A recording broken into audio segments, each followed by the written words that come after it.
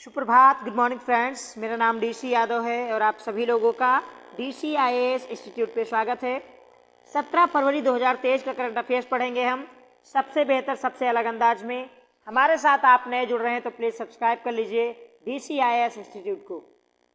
आज का अपना पहला सवाल है साथियों कि 12वें विश्व हिंदी सम्मेलन का आयोजन किस देश में हो रहा है?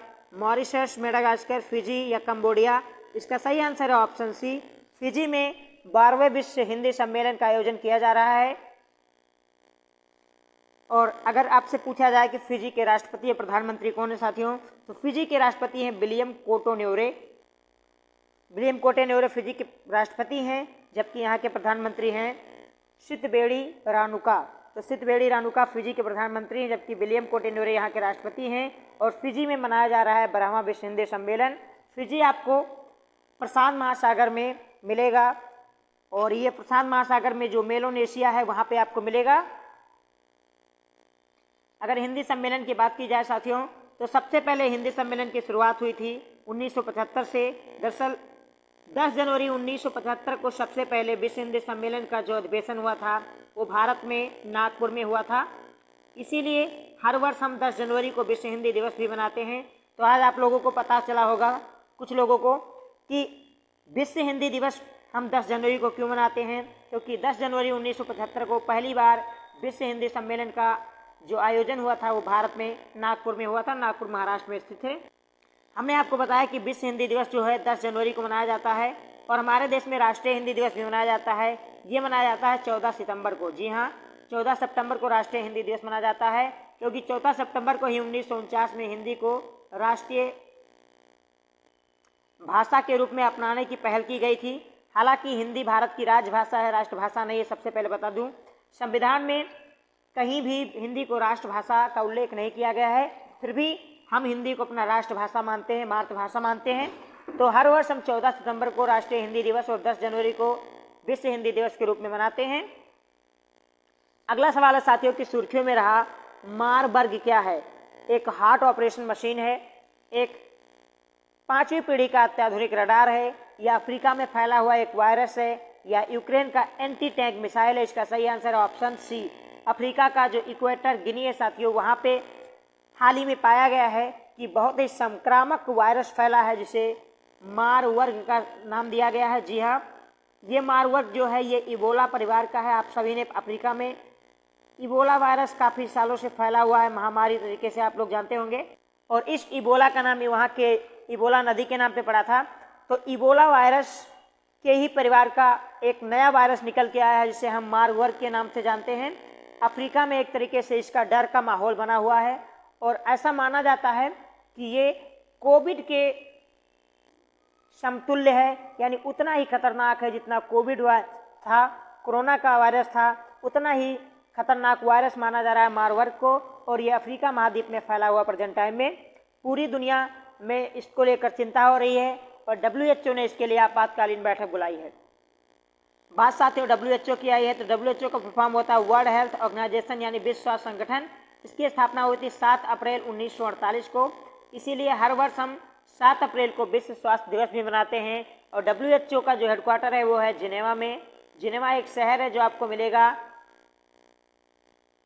स्विट्जरलैंड में, और स्विट्जरलैंड की राजधानी जो है वो है बर्न। काफ़ी सारे लोग स्विट्जरलैंड की राजधानी जिनेवा जानते हैं। जी ना, स्विट्जरलैंड की राजधानी जिनेवा नहीं है। जिनेवा एक शहर है, जैसे भारत में बेंगलुरु एक शहर है जबकि राजधानी नई दिल्ली है, उसी तरीके से स्विट्जरलैंड की राजधानी है बर्न, जबकि जिनेवा एक शहर है जहां WHO का हेडक्वार्टर है, जिसकी स्थापना 7 अप्रैल 1948 को हुई थी। अगला सवाल है साथियों कि पूर्व जनरल अब्दुल नजीर को किस राज्य का राज्यपाल नियुक्त किया गया है? इनको राज्यपाल बनाया गया है, तो इसलिए भाई साहब ये सुर्खियों में हैं।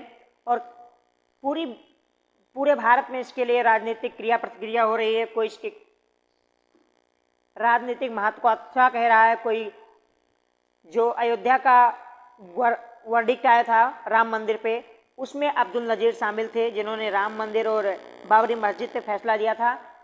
जबकि विपक्षी दलों का ऐसा मानना है कि इसी वजह से इनको आंध्र प्रदेश का राज्यपाल नियुक्त किया गया है, इसलिए अब्दुल नजीर साहब सुर्खियों में थे और इन्हें आंध्र प्रदेश का राज्यपाल नियुक्त किया गया। तो इसका सही आंसर है ऑप्शन डी, आंध्र प्रदेश।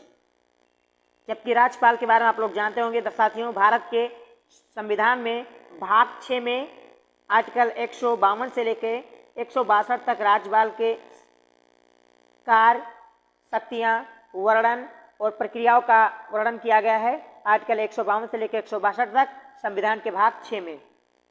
और आप सभी को पता है कि राज्यपाल का कोई कार्यकाल निश्चित नहीं होता, वो राष्ट्रपति के प्रसाद पर्यंत होता है, क्योंकि राज्यपाल की जो नियुक्ति होती है वो मंत्रिपरिषद की सलाह पे राष्ट्रपति के द्वारा की जाती है।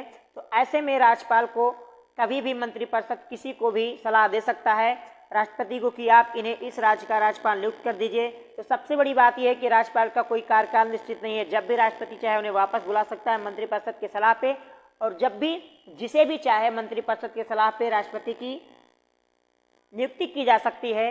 तो एक तरीके से जब से संविधान बना है राज्यपाल का जो नियुक्ति है, जो उनकी शक्तियाँ है, उस हमेशा विवादास्पद रहा है, विवादों में घिरा रहा है।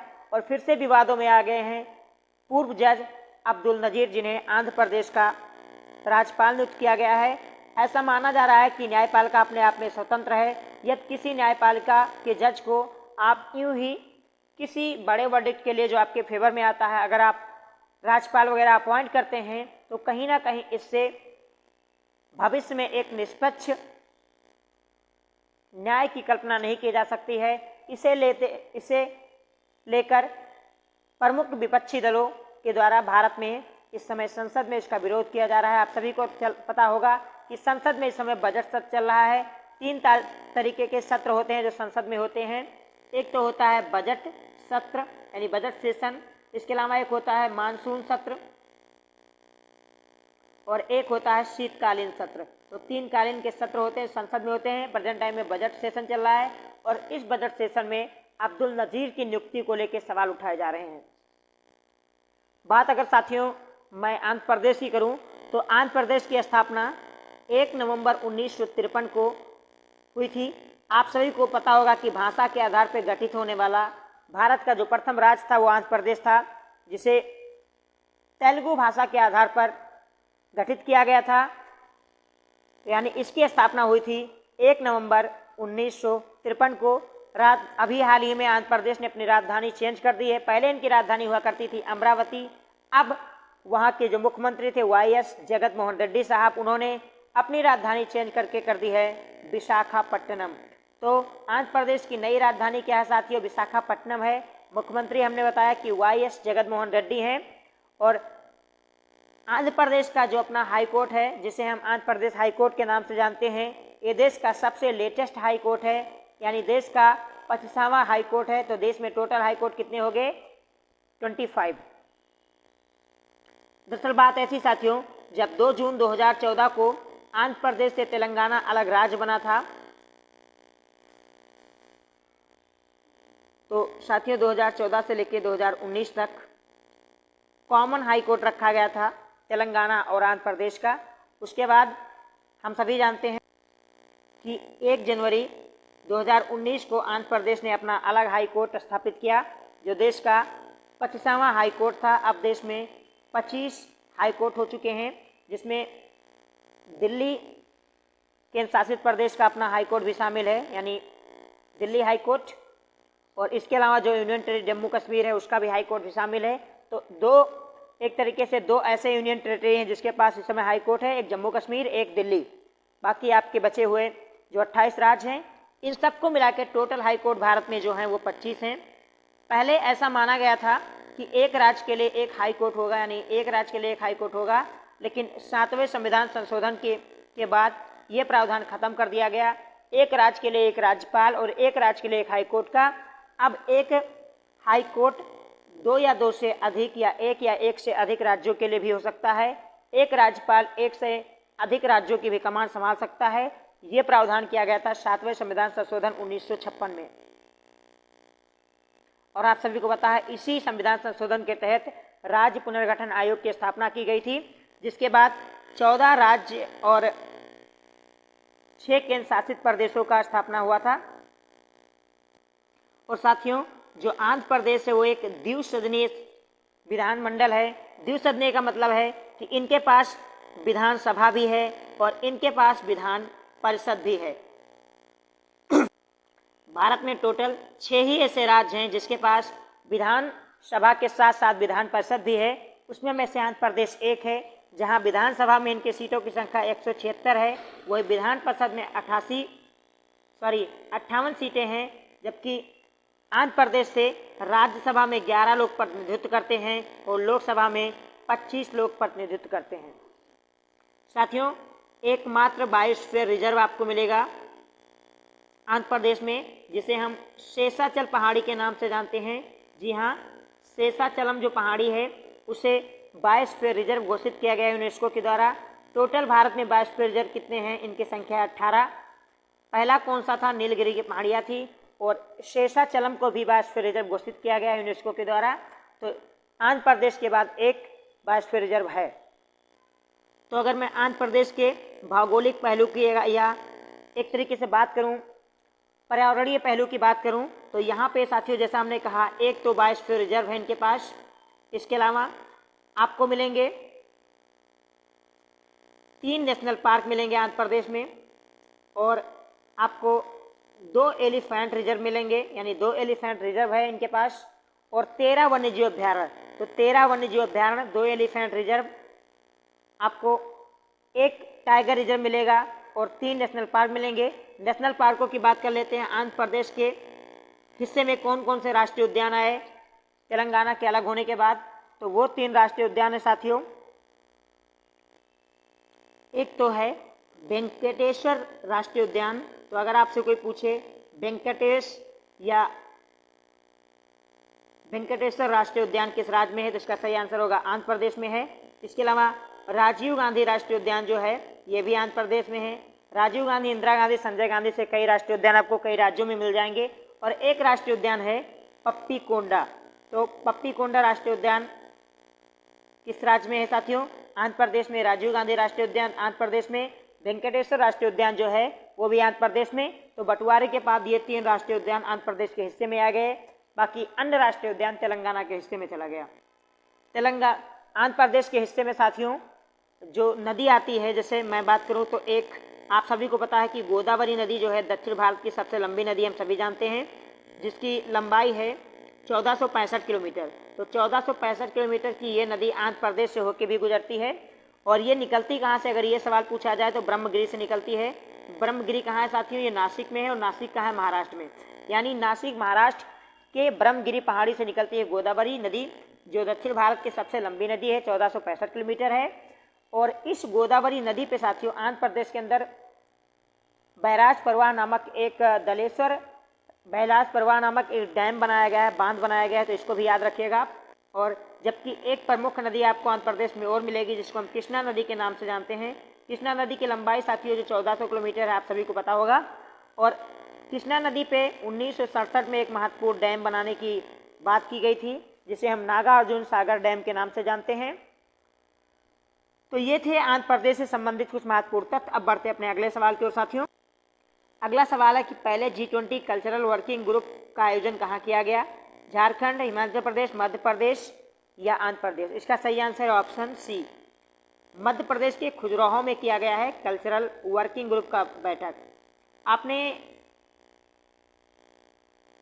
ऐसे बहुत सारे बैठक का नाम सुना होगा, कल्चरल, पर्यावरण और कलात्मक, कला से रिलेटिव। तो इसको याद रखिएगा, एक लिस्ट बना लीजिए कि कल्चरल बैठक यहाँ पे हुई, वर्किंग और पर्यावरणीय वर्किंग बैठक यहाँ पे हुई, कला वर्किंग बैठक यहाँ पे हुई, जैसे अभी हमने गुजरात में आपको बताया था।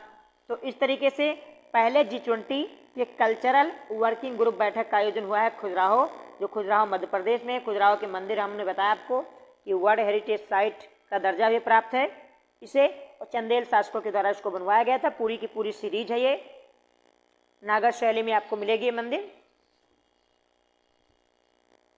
और बात अगर साथियों हम G20 की करें तो G20 की स्थापना कब हुई थी? तो 1999 में हुई थी। इसकी बैठकों का यानी सम्मेलनों की शुरुआत कब हुई? तो 2008 से हुई। क्यों हुई 2008 से?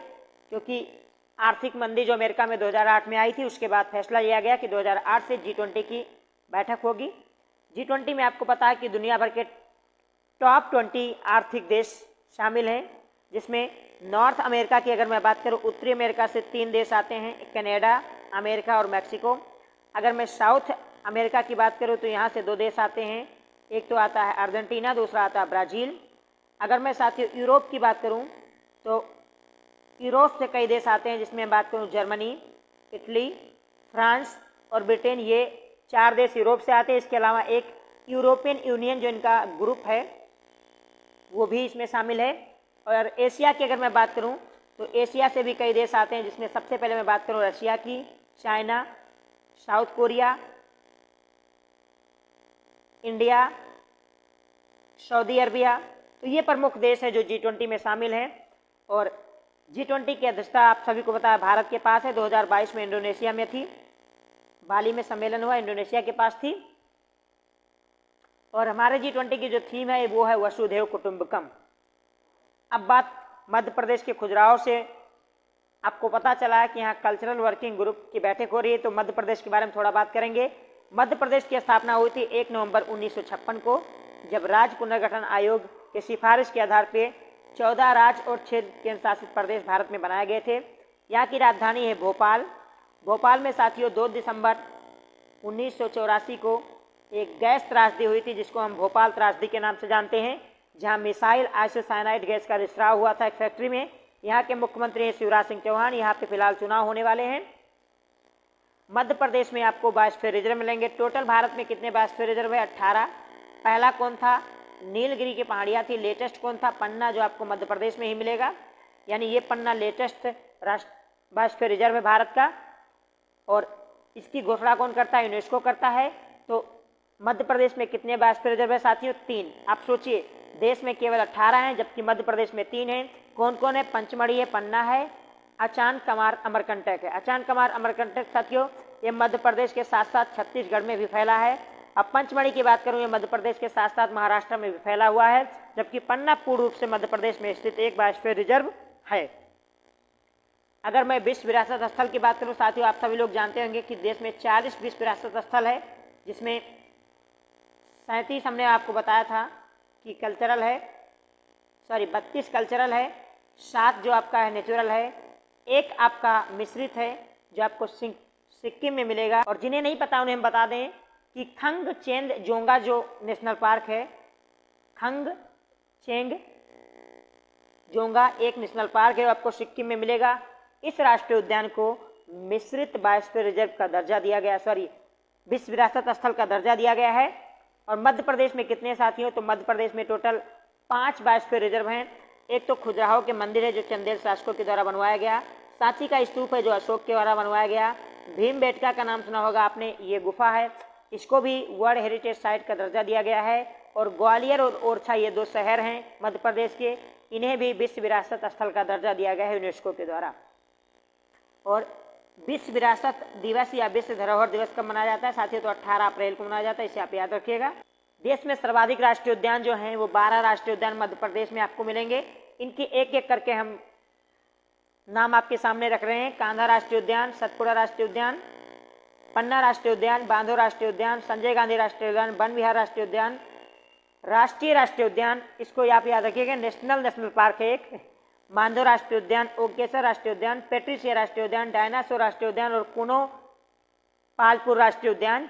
इन सब में सुर्खियों में था कुनो नेशनल पार्क, जहां साथियों नामीबिया से 8 चीते लाके प्रधानमंत्री मोदी जी ने अपने जन्मदिन के शुभ अवसर पर नाम कुनो नेशनल पार्क में छोड़े। क्योंकि आप सभी को पता है भारत में चीते आखिरी बार देखे गए थे वो 1948 में देखे गए थे, और 1952 में भारत में चीता को विलुप्त घोषित कर दिया गया था। उसके बाद 2022 में प्रधानमंत्री मोदी जी ने कुनो नेशनल पार्क में नामीबिया से लाए गए 8 चीतों को छोड़ा, जिसमें 5 मादा चीते और 3 नर चीते थे। मादा चीतों को प्रधानमंत्री मोदी जी ने नाम दिया है आशा। और अभी हाल ही में दक्षिण अफ्रीका सरकार के साथ भी समझौता किया गया है कि वहाँ से 12 चीते लाए जाएंगे और उन्हें भी कुनो नेशनल पार्क मध्य प्रदेश में छोड़ा जाएगा। साथियों अगर मैं टाइगर रिजर्व की बात करूं तो टोटल देश में टाइगर रिजर्व है 53। पहले 52 हुआ करता था, उसके बाद में रानी प्रभा टाइगर रिजर्व जो उत्तर प्रदेश में चित्रकूट डिस्ट्रिक्ट में बनाया गया, अब उनके बाद इनकी संख्या बढ़ के हो गई 53। और मध्य प्रदेश के अंदर आपको 6 प्रमुख टाइगर रिजर्व मिलेंगे, Satpura tiger reserve, Panna tiger reserve, Pench tiger reserve, Kanha tiger reserve, Madhav tiger reserve और संजय धोबरे टाइगर रिजर्व। इसमें पन्ना एक राष्ट्रीय उद्यान है, पन्ना एक टाइगर रिजर्व है और पन्ना एक बायोस्फीयर रिजर्व भी है साथियों, तो इसको आप याद कर लीजिएगा। देश में आप सभी को पता है कि 75 रामसर साइट है, इन 75 रामसर साइट में से 4 रामसर साइट आपको मध्य प्रदेश में मिलेंगे, जिसमें भोज वेटलैंड है, बड़ा तालाब है, यशवंत सागर झील है और सिरपुर झील है। आज का आखिरी सवाल है साथियों कि हाल में संयुक्त राष्ट्र सामाजिक विकास आयोग का अध्यक्ष किसे चुना गया? यूक्रेन, ब्राजील, भारत या ऑस्ट्रेलिया? इसका सही आंसर है ऑप्शन सी। अपने भारत को संयुक्त राष्ट्र सामाजिक विकास आयोग का अध्यक्ष चुना गया।